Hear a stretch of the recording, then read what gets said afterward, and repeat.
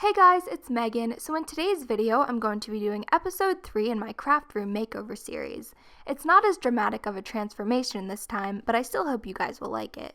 Here's a quick reminder of what my craft room looked like before, and here's what it looked like in the second episode. I'll have these both linked down below.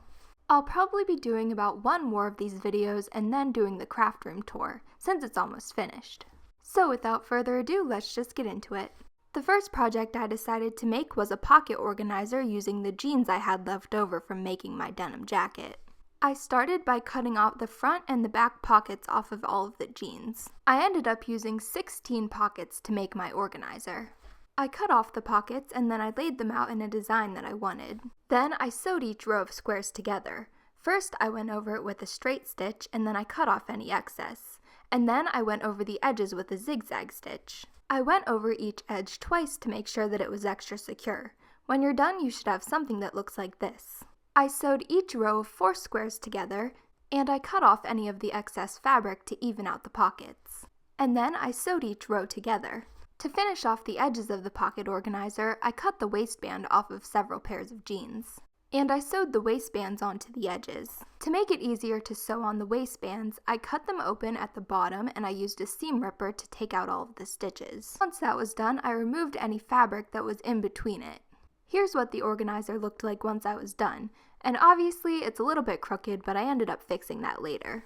I cut out 4 more pieces of the same size from the waistbands to make loops.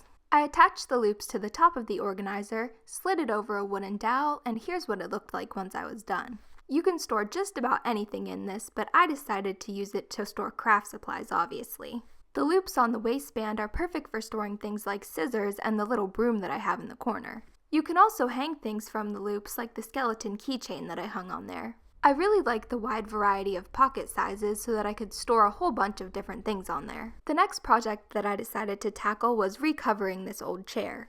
There's nothing wrong with it other than a few stains. It's a really comfortable chair and I really wanted to keep it, but I'm not a huge fan of the color. I decided to use this fuzzy purple fabric that I got at Hobby Lobby to recover the chair. The lady at the store said that it would shed less if I washed it before cutting it, so I did that, but it still shed quite a bit, so make sure to keep that in mind if you end up getting this type of fabric.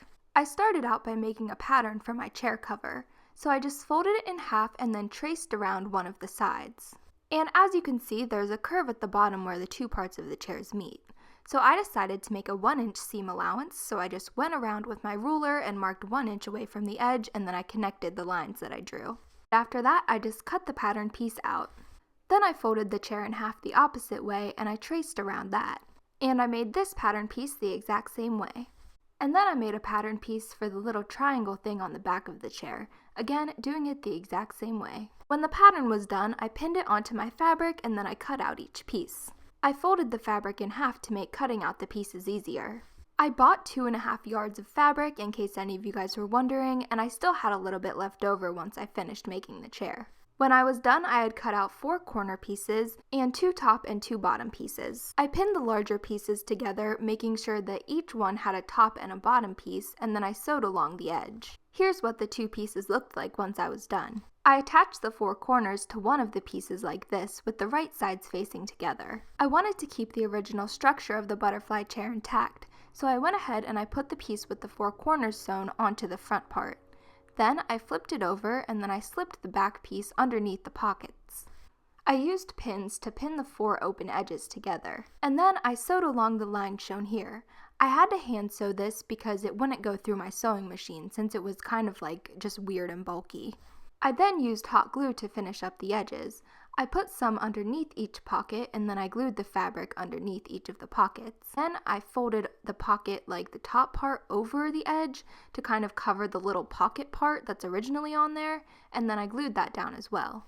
And here's what the chair looked like once it was finished. I like this a lot better than the green version of the chair, and as a bonus it matches my room. I'm thinking about moving this into my bedroom because it's so comfortable that like if I sit in it in here, I'm not going to get any work done. And I took a picture of the edges just so that you guys could see that the edges came out really nice and you can't see the green at all. I tried looking for a tutorial online for how to do this, but I guess there's not that much of a market for it because I couldn't really find anything, so I just kind of made up my own thing.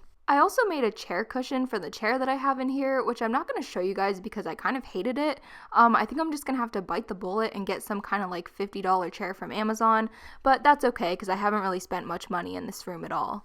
I was looking through the room and it's basically almost finished except for this little corner that just had a bunch of stuff that I didn't know what to do within it. I decided to move in this shelf that used to be inside of the closet in this room for extra storage. On the bottom on the left, I put a bunch of like canvases and frames and stuff, and then on the bottom of the shelf, I put some backdrops, and then on top of that, I don't even know what's on that shelf to be honest, and then on top of that, we just have another crate with some vinyl and stuff in it.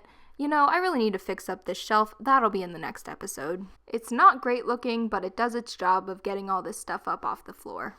When I was initially cleaning up in here, I found all of these random cookie trays. I think I have like 5 or 6 of them. I don't know why. I used to do like a lot of polymer clay, so maybe that's why I had them. But I decided to use one of them to make a magnet board. I just covered the cookie sheet with some dollar store contact paper and I hung it onto the wall using some command strips. I hung it when you first walk in right above this whiteboard that I actually got from where I used to work. I used to work at a movie theater and I love this movie, so I don't know, I just have this random whiteboard. My dad was also nice enough to hang some things for me. He hung this black curtain rod and I'm going to be using this as a backdrop stand. I like that it takes up way less space than my old one. He also helped me hang up my studio lights from the ceiling, which freed up a lot of floor space. He used these extra long screws to attach blocks of wood onto the ceiling. And obviously he used a stud finder to make sure that he was putting them in the right spot.